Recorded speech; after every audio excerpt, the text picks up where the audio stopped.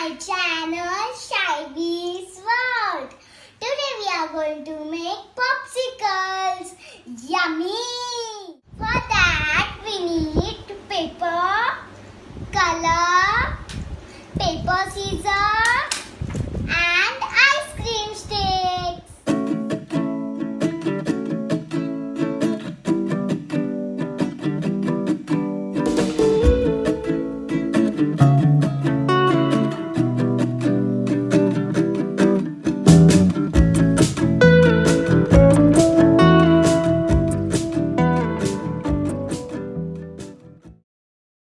Let's start cutting. I am done with my cutting.